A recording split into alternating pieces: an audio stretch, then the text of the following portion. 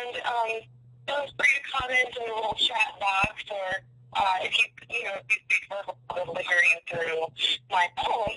And I'll try to, let me know if there's a time when you can't understand what I'm saying because of the technology. Well, what I'm going to talk about today is some of the research that I've been doing on children's learning to explain their observations.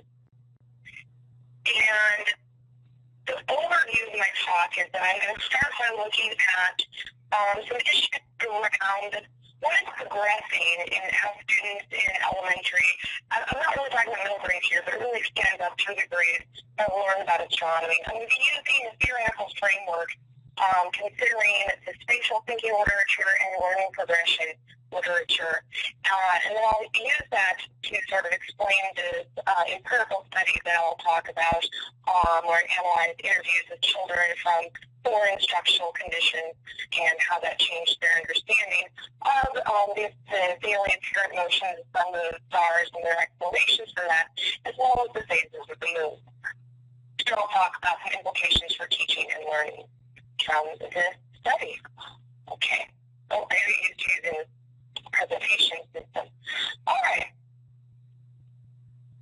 So to begin with, one of the motivations for this research is when I look at, sorry, I'm just getting a little distracted. I'm getting some weird feedback on my phone, so nobody's trying to actually talk. No, please, everything seems to be okay. Okay, thank you. One of the things that we notice is we look at how astronomy is taught at the elementary and middle, well, really, K through 12, is that the coverage is very sporadic. Often children have only maybe astronomy once in elementary school, maybe a little here in middle school, and maybe not at all in high school. And the astronomy that they do get is more of a sporadic coverage of topics of here's the phenomena, here's the planets, here's another planet, rather than focus on building integrated understanding of what's really fundamental to astronomy, and not looking at how these knowledge may build over time across grade levels. Ooh, now I'm at first base in the video. Easily distracted, apparently.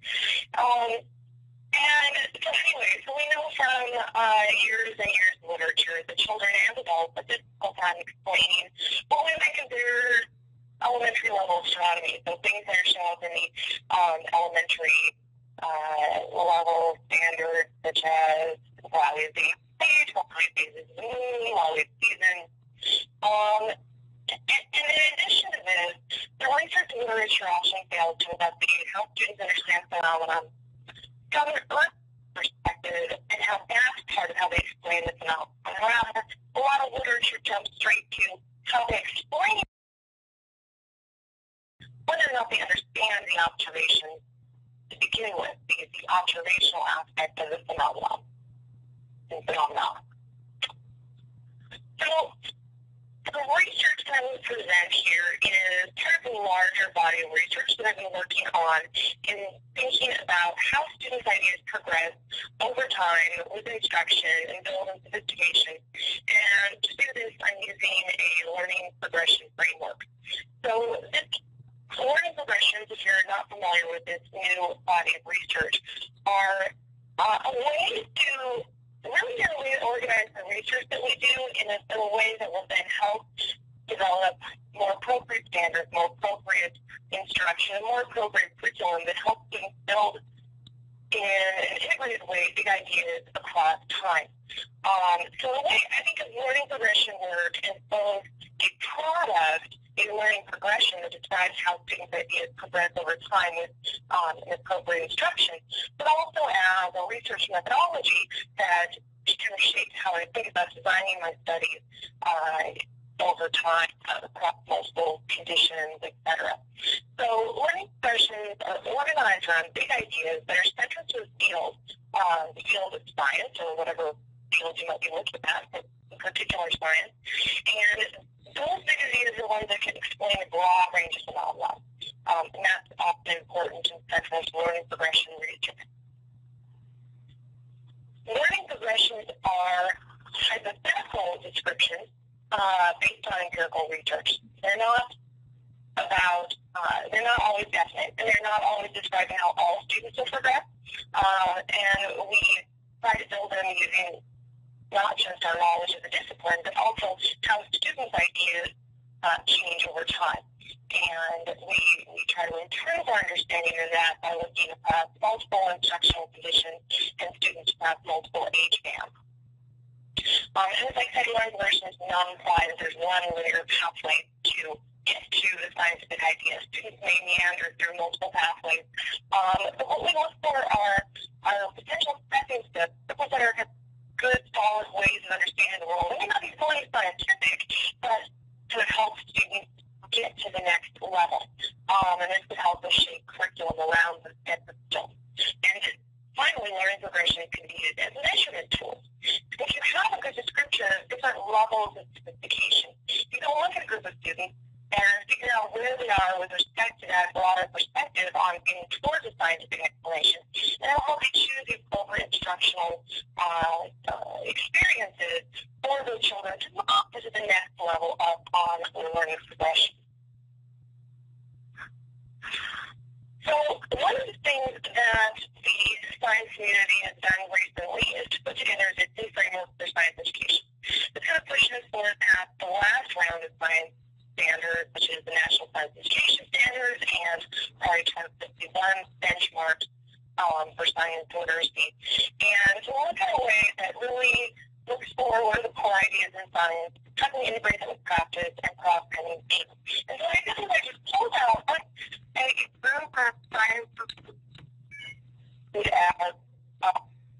big ideas in science, in astronomy, and they can be organized around a couple of questions. What's in the universe and what goes on in stars, and then what are the predictable patterns caused by the Earth's movement in the solar system. And this study in particular, I'll be talking about this bullet point, which I see as a big idea in science, a big idea in astronomy, that observables phenomena are caused by the motions and orientation of the Earth, Moon, and planet. And once students have this perspective of understanding that their observations can be explained by other kind of unseen things that are happening, how objects move, our orientation, that's a stepping stone then to a more sophisticated understanding where they try to explain it using gravity or try to make sense of why it's like that using the formation model of the solar system. So this big idea that I'm exploring with my research can be summed up here in this statement. Observational phenomena in astronomy can be explained by understanding that our Earth-based observations are the result of the relative motion and position of objects in the solar system, as well as understanding how light we observe from the sun is affected by our positions of other celestial objects. And so a variety of phenomena, of course, fit under this heading, day-night, lunar phases, seasons, seasonal constellations, planetary motion. And so all of this has to do with how we observe things from an Earth-based perspective and the motions in the solar system. But this is sort of the framework conceptually for the research that I'm doing. And so in this talk, I'm going to try to answer two questions. First, thinking about learning progression. The first, apparently I had just a few number ones here. Well, clear on that. First, can spatial reasoning be used as a progress variable for learning progressions in celestial motion? So celestial motion being the big idea that we're trying to see how students with ideas and understanding progress towards a sophisticated explanation of how their observations are actually affected by motions of objects in the solar system. Well, idea. Sorry, was there a question? Okay. I hear weird little noises from my phone. Nope, I think we're still with you. You're still with me? Excellent, thank you. People are still hanging around. So when we think about learning progression, one of the questions is, what is progressing? What is it that's changing over time as students learn about the concept? And so one of the things I was thinking, well, in this domain, this is a very spatial domain. Learning really a lot of what we're looking at in these phenomena are just changes in perspective taking, visualization, orientation, and all of this is highly spatial. And so one way to analyze how students progress is to think about how their ability to use spatial knowledge and to reason spatially is what's actually changing over time.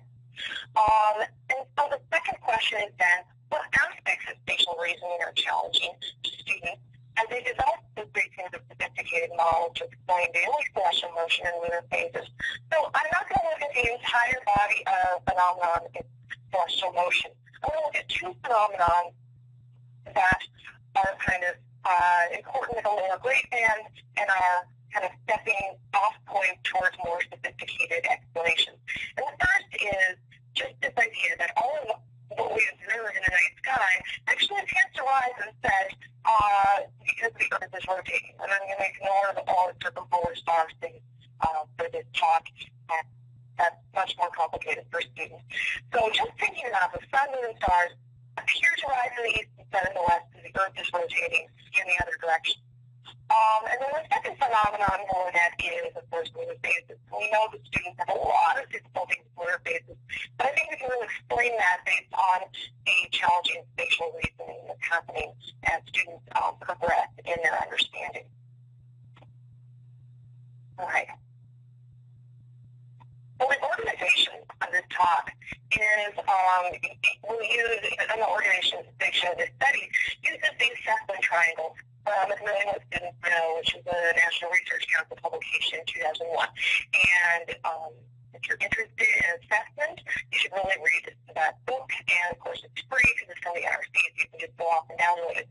And it's a voice-of-life framework for thinking about how to design a research study and how to communicate how you're really building an evidence-based case for your conclusion. So the students know that the process of reading for evidence can be portrayed using the triangle model, which includes a model of student cognition and learning in the domain, to start with. And then using that to define a set of beliefs about the kinds of observations that we need to use to provide evidence. And then interpretation of how to make sense of the evidence. And Ken asks, does kinesthetics play a role in my learning progression? And yes, it does. And I'll talk about that a little bit. It's not the central role, but what I'm going to look at is actually that comes into play in why students progress. Right? Students are not progressing in their understanding of these phenomena just based on walking around in the world and looking at things. It requires instruction. So one instructional approach to engage students kinesthetically, and that is one of the methods that I used with the students in the conditions that I used to map out this part of the learning progression. So I'll try to talk about that a little bit as I get to that point. So cognition is part of this assessment triangle for this study. Looks at there's three aspects of the research literature on children's cognition in astronomy. So there's children's ideas about astronomy. What are they bringing in? What are they coming to school with them? What do we know about the difficulties they have in reasoning in this domain? What does the spatial thinking literature tell us about challenges people in general have in thinking spatially? And then how can we use other aspects of learning theories that tell us about difficulties people have in learning and how we need to address that in instruction and in interpreting and thinking? So, for the model cognition, prior research on children's ideas and astronomy, there's a lot of useful literature already on some ideas about celestial motion, and that's domain-specific that really reveals aspects of spatial knowledge. So previous studies that I was going to do in Brewer and my own work really point ideas that as children enter school, they really just believe that objects that they see moving or not moving is because those objects are actually moving. So the sun is actually moving around us, moving up and down to cause day and night. We also have some literature that should suggest that just learning about how objects move in space, so it is rotates that the moon orbits, is not enough for them to construct a scientific explanation for observations from their own perspective, really pointing to difficulty in spatial reasoning between just knowing how things move and knowing how that would affect your own observational perspective. We know that children have a lot of non-normative ideas about spatial scale in this domain. For example, elementary students, most, I would say, believe that the stars are tiny, and when they show you that they're this big, your little fingers are really small. And I think some of them are really literal, that this is how big the stars are, and that they're kind of around the moon. And so not understanding how big and how far away the stars are will really affect how they explain what's moving and why it's moving. I've also seen some difficulties in the work that I'm doing in terms of how they distinguish between different time scales. So understanding why the moon appears to rise and set kind of comes in a conflict with their knowledge that the moon may orbit in a month. We'll talk a little more about that as we get into the data that I have for this presentation. As is all cognition, I'm just thinking about spatial things. And so, of course, some of you may know Inga here and her dissertation on spatial thinking, and she looked at how spatial ability is a predictor for improvement in astronomy. And so we have some evidence already that people with better spatial ability that may actually help them learn more in astronomy. And we know a lot about some interesting parts of research that have been approaching what does it mean to learn to visualize spatially. And so that's about mentally rotating objects, imagining objects from different perspectives, and mentally constructing patterns. But different people have different levels of visualization ability and spatial ability that would be applied to the types of astronomical reasoning that we're exploring in this study and really across all of astronomy. And another key piece of literature that applies to this grade band. So I'm looking in this study at third graders. So all science students in this study are in third grade. And that's actually right at the cusp where some research thinks students are just really developing their ability to take different perspectives. And explaining phases of the moon and why we have day and night is really, if you're really thinking it through, with an apt perspective taking. And we also know that tracking and remembering motions and positions in 3 dimensions is difficult. And if you're trying to teach students to make sense of motions and positions in 3 dimensions using 2D, children with lower spatial ability have difficulty translating from 2D to 3D. So we need to take that into consideration. And finally, just some important literature in thinking about designing instruction and as well as assessment is to remember the difficulty that students have in people, and this is really all people, in working memory. That as we try to add more and more elements of information, our working memory overloads, and we can't keep track of it all. And so asking students to keep track of the position, sun, moon, earth, what the phase of the moon looks like, how all this kind of goes together may be very taxing on their working memory, and trying to integrate all at the same time may be beyond their capacity. We also know that there's separate spatial and visual, or at least there's literature suggests that there's separate spatial and visual imagery systems. And so some of our problems with reasoning in this domain might be because we're having to take trade-off between the amount of information we're holding in our visual buffer as well as our spatial buffer. And so again, it's about how do we make sure that we're not overloading our cognitive system when we try to teach students about these very complex spatial concepts. And so again, this is implications for instruction. And some implications of this is that we had to think about how we can successfully use different modalities to kind of share the load on the working memory and to support across different modalities such as visual and auditory, or kinesthetic and auditory, and how that can actually reduce the cognitive load on students as they learn. So now, going back to the assessment triangle, talked a bit about the cognitive framework, and now I want to think about how the learning progression framework is really what kind of connects all of this together, going from cognition to observation. So what I'm going to go into in the observation is that's where we're kind of collecting the data. So I want to think about how do we take the data to make sense of students' cognition and map out how students progress in sophistication and across instruction. And so to develop this learning progression, I've talked about the big idea about observational phenomena being explained by Earth-based perspective and the relative motion positions of the solar system. And it raises some questions about how to organize the learning progression.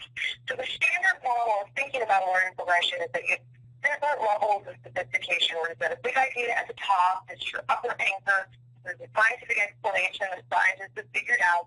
And at the lower anchor, you have what children are coming in just to school. These are preschoolers, first graders. What do they just know about the world based on their observations? This is a naive idea as well as some aspects of the scientific idea. But then we have to think about how detailed are we going to be from the naive to this big idea, this scientific explanation. And this scientific explanation could include all those phenomena I talked about before, including seasons, phases of the moon, planetary motion, which might be too much to tackle in a single research study. And so this is why, in my work, I've adopted this construct map approach that Mark Wilson described in a paper in the Journal of Research and Science Teaching in 2009. And it's a special issue just on learning progression. And what he proposed was that a learning progression would be constructed by smaller kind of mini learning progressions. And a construct map, which is what you see in these kind of thought bubbles, these are each, they're very similar to a learning progression. At the top you have a scientific idea, a construct. It actually could be anything. It could be interest in astronomy. It could be explaining the phases of the moon. It could be ability to model about scientific ideas. And so we have levels of sophistication for that idea. And then for the learning progression, you actually add up different construct maps that describe different aspects of the larger big idea. And so that's the approach that I'm taking with mine. Like I said, I'm going to look at daily celestial motion and phases of the moon. So I'm going to map out construct maps for each of those. Because if you think about it logically, a student could learn to scientifically explain why the sun, moon, and stars appear to rise and set using the Earth's rotation. They could learn that and have no idea what causes the phases of the moon. And separately, you can learn to very accurately explain the phases of the moon. You really have no idea why the stars rise and set, or if they even do. Now, you may expect that they might be better if they're good at one, they could do better at the other, but logically they can learn one without learning the other. And that's the point of the construct maps in my work. You can explore in detail how students explain one phenomenon, and then to increase towards the big idea would mean progress in all of these different construct maps. So it could happen at different times for different students. Right. So like I said, this study is looking at third grade students and how they learn to explain daily observations of the sun, moon, and stars, and the phases of the moon. Now, other learning progression studies have looked at cross-age perspectives. They look at students' ideas on, let's say, the phases of the moon is across elementary, middle school, and high school, or first, third, and fifth grade. And that's one approach. But as we know from the literature, lots of students at high school, college, etc., don't know how to explain these things. So my argument is that a cross-age study is not going to give you very much unless you really know something about the instruction that the students have. So instead of doing a cross-age study, I took one group of students, third graders, and I actually looked at how they progressed using 4 different conditions. So that's what we have, and I'm going to talk about those 4 different instructional conditions that I looked at. The first one is a space-based perspective, and that is what the traditional curriculum that was happening in the school district where they were just telling the students to define the Earth rotates, the moon orbits, the Earth is a hill. But they weren't trying to use those things to explain in real detail how their observations would change. They didn't try to explain the moon rises instead, the stars rise instead, and they only vaguely talked about how the sun, we have day and night with it, and not really the full model of the sun appearing to move across the sky. And so that, and then they did a little more detail with the more specific with the phases of the moon. For the phases of the moon, they use that traditional model where you've got the lamp, and every student has a styrofoam ball, and they move the styrofoam ball around themselves or the center of the Earth and observe how the phases of the moon change. So that was part of the curriculum. So what I did was I went in, and that was in year one of the study, and I then did some professional development with the teachers, and I worked with the planetarium director. And so condition two was, and that's a whole different set of students, they went to the planetarium. The planetarium taught them how to describe accurately the sun, moon, and stars, apparent motion, and that we see different phases of the moon on different days, and it takes a month to go through the cycle. So condition two is really just about learning the Earth-based perspective. Condition three, now I took some different third grade teachers, and they went to a professional development where we focused on helping them learn strategies. This is where the kinesthetic part came in, where we had them for them to engage their students kinesthetically and with physical models in constructing explanations for how the sun, moon, and stars actually appear to rise and set. And condition four then combined that phase of professional development and changed their curriculum with the planetarium. They got both the Earth-based perspective and trying to construct these explanations. The phases of the moon instruction is the same in conditions 1, 3, and 4, just because there we were kind of constructing a reasonable model with their instruction, and we didn't have time in professional development to do any modifications to that. So that's the instruction. There were between 2 and 4 classrooms and between 21 and 32 students in each of the 4 conditions. So these are different students in each of these 4 conditions. For a total of 99 students in this study. And so now we get to the data collection. So the data collection in this study uses a semi-structured interview. So what you're seeing in that picture there, hopefully you can see the picture of me and a child, and we're sitting under you can kind of think of it as a mini planetarium. And it's just hosted that via a blue sky that we can kind of imagine together, and north, south, east, and west are kind of marked on the inner horizon. And the child that you see in the picture is holding a flashlight, and I've asked the student, well, can you point to me where the sun will be in the morning, where will it be at noon, where will it set? And so we talked through the observational data and asked the student then describes from his or her perspective what he thinks the sun, moon, and stars appear to do over the course of the day and the night. And then we sit at a table and I give them physical models to explain why we say the moon, the sun, moon, and stars appear to rise and set. So that is the kind of the raw data that I was analyzing. And I interviewed the students before and after instruction. Coding is based on audio and video, and we had good hearing reliability between me and the graduate student who's coding the data with me. We then kind of used these primary codes to construct secondary codes which described how they connect their observational knowledge with their explanation. So they might have a scientific description of how the sun appears to move, but explain it with the sun orbiting around us, and so that would not be a very scientific explanation. Similarly, some students might say, oh yeah, the sun rises and sets the Earth rotates, but they might say the sun rises and sets in the same location in the sky rather than moving across the sky. So again, not a very scientific explanation compared to the full science that follow. And so that was how I kind of took the raw data and constructed the codes to describe different types of of explanation students had for these phenomena. So this is the interpretation quarter of the assessment triangle. We're now trying to figure out how do our interpretations lead us into a better understanding of students' cognition in this domain of astronomy. And then I took that data and I used a Rush modeling approach to try to figure out what concepts are more or less difficult for the student. The Rush model is a type of... You're good. Okay. Sorry, there's some weird noise there. That's my phone. You're doing good.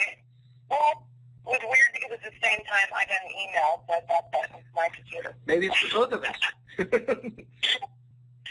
anyway, a Rush model is this mathematical model that describes the relationship between student abilities and item difficulty. So I'll talk through that when I show you kind of the output of the model. But what I'm going to use it for is to kind of use this as empirical evidence for the levels of sophistication in my construct map. And so this fancy-looking beast is called a light map. And this is the output of a Rush model when you try to model the data using that psychometric model. And what you're seeing on the right-hand side, where all the numbers are, like at the top is 18.3, those are actually different categories from my coding of my interviews. So instead of the Rush models using assessment, I used interview data. And so you can actually use that with this kind of more psychometric modeling. And the very top one, 18.3, is the code for the category of phases of the moon, and that represents a scientific explanation for the phases of the moon. So what that's saying is the most difficult thing for the students in this study was to explain the phases of the moon, and I'm sure nobody is surprised at that. The very bottom one, where it says 9.1 at the very bottom, that's actually just simply drawing 2 or more accurate pictures of what the moon looks like in different phases. So for third graders, that's really easy. On the left-hand side, you see all the X's, and the far left column is pre-data, and the middle column is after instruction, so the post-instruction. And each X is actually a student, so it shows up on both pre and post. And that's the student's relative ability with respect to the items on the right-hand side. So the student that has an X is way at the top, right next to the 18.3. That actually means the student only has about a 50% chance of explaining the phases of the moon correctly. But they have a really good chance of explaining all of the other concepts from the interview. Whereas the students at the very bottom have a very low probability of answering correctly in most any of the items in the interview. So that's sort of how this probability map works. And you can see that the instruction did help them improve. So the distribution after instruction is higher in probability of getting the answers right than before instruction. All right. So then what I did was I looked at the item difficulty and kind of the relative position of these items to try to figure out what would be appropriate levels on the construct map based on student responses to models using the Rush model. And that's how that in really looking at the concepts and how students were responding was how I developed these 2 construct maps. On the left-hand side is daily celestial motion, and at the top, students are able to use the Earth's rotation to explain that the sun, moon, and stars all rise and set in the same direction. Usually they got it right from east to west, but I was really just trying to get this kind of spirit model. And that they are actually able to distinguish the moon's daily apparent motion from the moon's orbital motion, meaning they're not using the moon's orbit to explain why the moon appears to rise and set every 24 hours. On the right-hand side is then a similar construct map for phases of the moon. And the relative levels that you see on there are kind of the relative levels of difficulty. What I'm going to do next is, I'm not going to dwell on this slide. I'm going to actually jump to each individual construct map and talk a little bit about how their spatial reasoning was improving as you move up each of these construct maps. So at the bottom level on the daily social motion construct map, you go from a naive perspective where everything you observe is happening because it's actually moving. The sun is rising and setting because the sun is actually moving up and down and then going behind a hill or whatever their model is for why the sun moves. But as you go up to the next level where it says kinesthetic explanation for sun's daily motion, what they're saying is now students have learned some things about, well, there's something that the earth's moving. I know that the sun's not moving. It's actually us moving, the earth. So the model that they construct is not scientific. So maybe they think the sun appears to rise and set the earth is orbiting around the sun. So that'd be a synthetic explanation where they know there's something to do with our motion. And so what the big blue arrow is saying is that they're now increasing their use of a frames of reference explanation, where observable phenomena are explained by motions happening in a different frame of reference. If you get up to the third level, now they're accurately explaining the sun rises and sets across the sky because the earth is rotating. But to get to a higher level, you now have to apply that explanation to either the stars or the moon.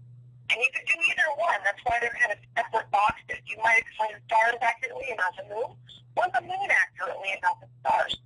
So the next level of progress is kind of identifying what's complex.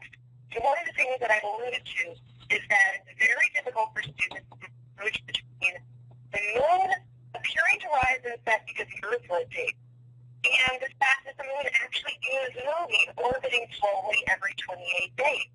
And so the time scale issues seem to be difficult for them to distinguish between what's moving and why is it moving. The second piece of what's difficult is a more complex spatial visualization that students have difficulty with for explaining the stars. So if we look back at the right map, it's relatively easy. I mean, it's not easy, but compared to other things, many students were able to accept and to explain that the stars appear to move because the earth is rotating. But what was very difficult for them was to actually describe the stars as appearing to rise and set. So visualizing all of those thousands of stars as having the same rising and setting motion as the moon and the sun turns out to be a difficult spatial problem for students. That, putting all those pieces together, means very few students reach the full upper level explanation. So phases of the moon, you start with the lower levels or more naive about not knowing how long it takes for the phases of the moon to change, and using these alternative explanations like phases are caused by blocking the moon, like the Earth's shadow or clouds. But if you move to the upper level, these are starting to use aspects of the scientific explanation. But the piece I want to talk about is the difference between the top level and then the next level, the incomplete explanation for the phases of the moon. And in both of these explanations, students are only using aspects of the scientific explanation. But what happens is between the second to lowest level is they know that, all right, the sun is reflecting on the moon, so it's got that piece. They know that the moon is orbiting the Earth. But when they go to show where the crescent moon, the full moon, the gibbous moon, the half moon, they don't know where it is actually in its relative geometry. And so my interpretation is that they can't actually do the complex visualization of saying, well, if the sun lights up the moon in this way, then I would see this perspective of the moon. So it's this visualizing an object from different perspectives that is the challenge that happens between knowing where all the pieces of the model are to actually constructing the scientific explanation.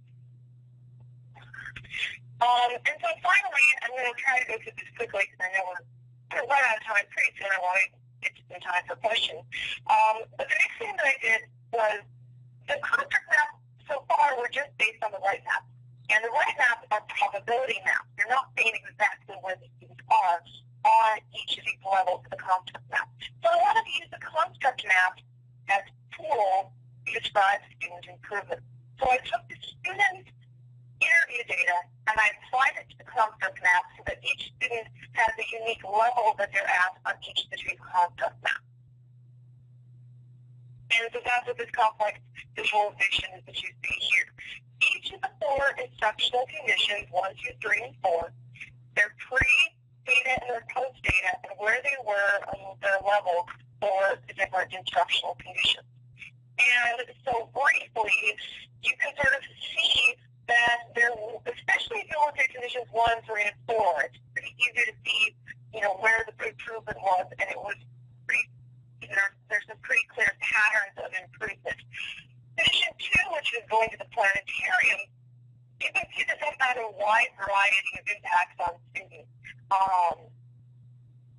which is interesting. We can try to explain that as I go on to interpret this. But I should note that all four conditions were statistically significant in improvement of the construct map after instruction. And that conditions 3 and 4 were statistically significant more than condition 1. And Katie notes that although 4 down to 1 shift is a little concerning. And you see that in particular in the planetarium. And so what that might be saying is that before the planetarium, for whatever reason, they were using the Earth's rotation to explain why the sun and moon or sun and stars appear to move. Probably the sun and moon. After the planetarium, they were only using naive ideas, and so that would suggest that what the planetarium did for that student was to tell them that, things are really moving around us.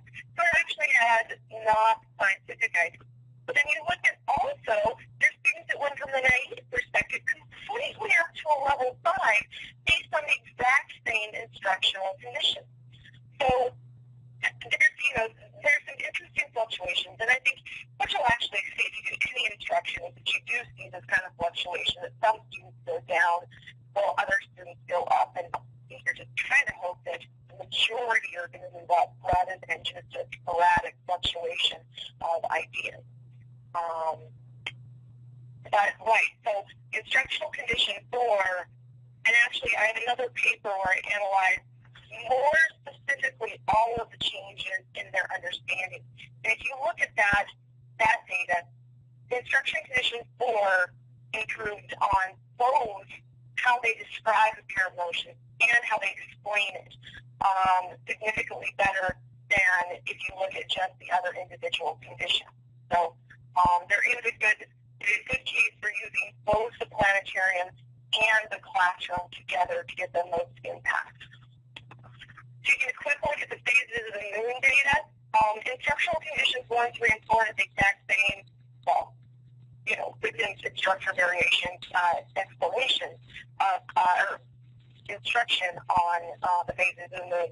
And then condition 2, which of course is the planetarium, we're trying to explain the phases of the moon in condition 2. So there was no significant improvement in condition 2, and that's not surprising. They were just learning about seeing different phases over the course of the month. And so this is just so you can kind of map out and see that for the conditions 1, 3, and 4, there was still very few, only 17% got the scientific explanation. What's interesting is the number of students at level 4. And my prediction is that in the interview, I used only physical models, that they had a ball for the sun, a ball for the moon, and a globe for the earth. And I bet that if you used a light source instead of just a ball, they might have actually shown me accurate. They would have been able to use the model to accurately figure out where each of the phases of the moon was. So that might be my prediction, that you get more scientific explanations if they're scaffolded with the light source than if they're just trying to reason from their own memory of how light works within their model. Yeah, and just like a Katie's comment, that instructional condition 4 seems better for the students with more naive views in the first. Yeah, especially, looking back just real quick, the first instructional condition was really just focused on helping students understand that the Earth rotates, and not trying to apply it. So that's why, and the real message is, if you don't help them make the connection between their observations and the model, they don't show a lot of improvement. And even if you try to do that, there's still a lot of students, still few students get to the full scientific explanation. They're very spatially difficult concepts for students. So in conclusion, just kind of briefly, yes, I think that this is a productive way of thinking about the problems students have in progressing up this learning progression. And I'm not going to go through this, we just talked about these different ways of progress. And that there's multiple difficulties students have, including time scale, ability to visualize the motion of stars, and insufficient time for students to practice visualizing, sorry, my cats are making weird noises over there, to visualize the phases of the moon from different angles. And that this kind of leads to some instructional implications, such as supporting students' ability to describe apparent motion and to develop explanations, especially in ways that support their cognitive loads, such as using physical models to offload the difficult memory problems, and use kinesthetic engagement so that they can visualize these different frames of reference. And so I'm going to skip this slide unless anyone wants to think about larger implications for learning progression and future research questions. I think I'll just stop there and let people ask questions. So thank you guys for bearing with our technology.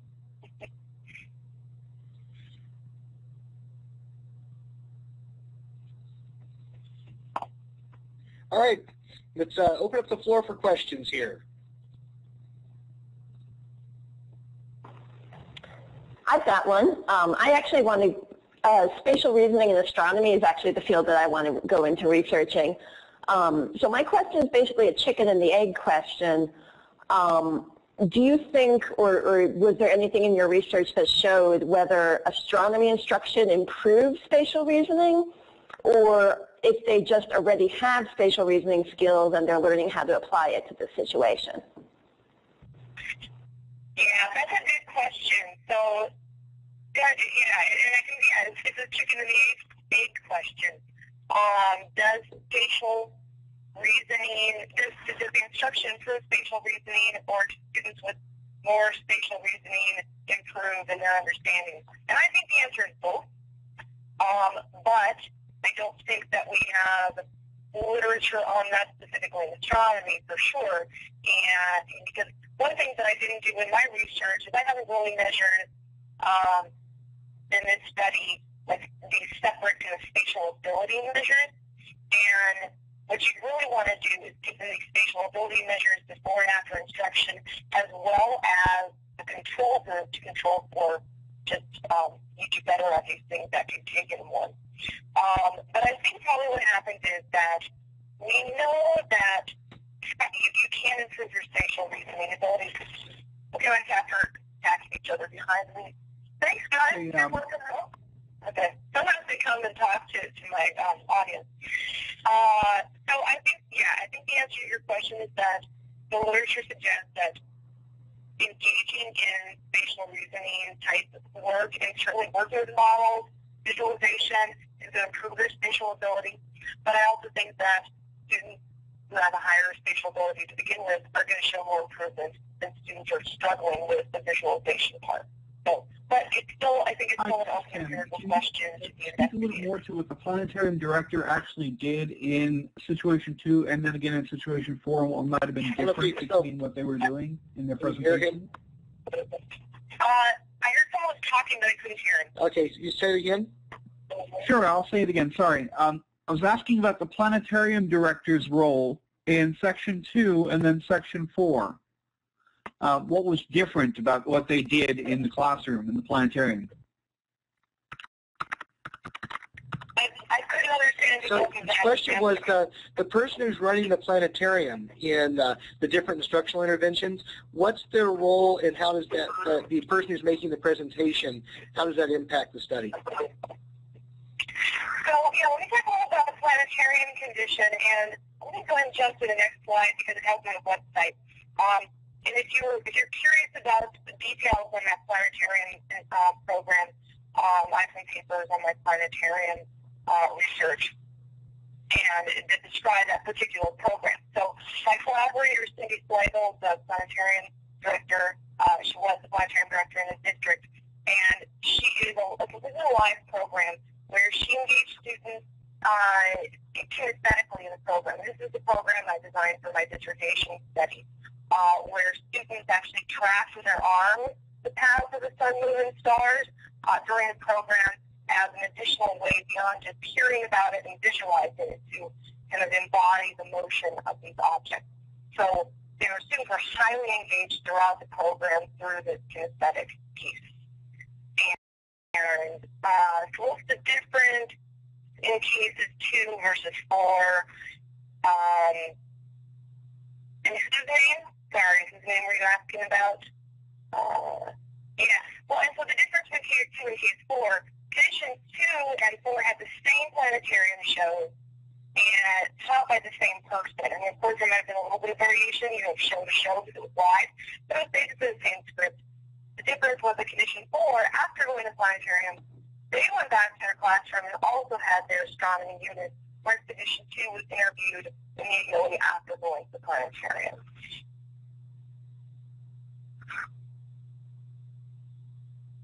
That's actually interesting because having worked at a planetarium before, I know that when California changed their testing and took astronomy out of a lot of the testing,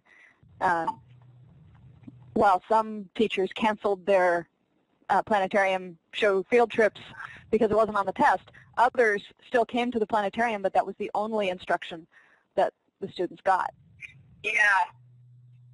So you're talking about how when the districts cancel astronomy, then they stop going to the planetarium.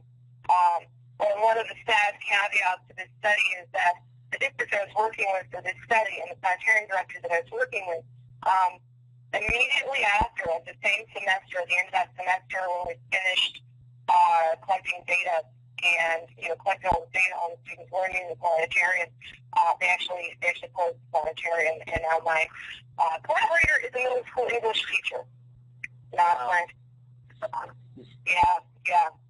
It's painful. Yeah. So I know a lot of other planetarium directors are really interested in this kind of research, so that they can have more evidence for learning in the planetarium. Tricky was your question I missed. Was there any pre-instruction before going to the planetarium? Good question.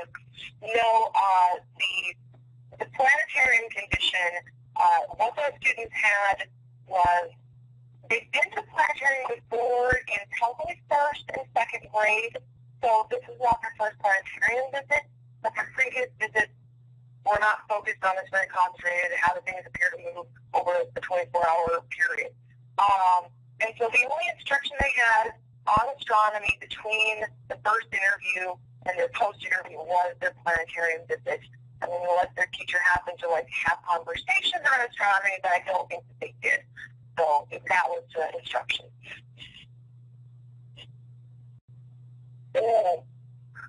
Vocabulary. That's interesting. The vocabulary hinder their learning. I would guess no. I mean, of course, it's an empirical question, but because one of the things that I think the planetarium helped is that they didn't know any of the words.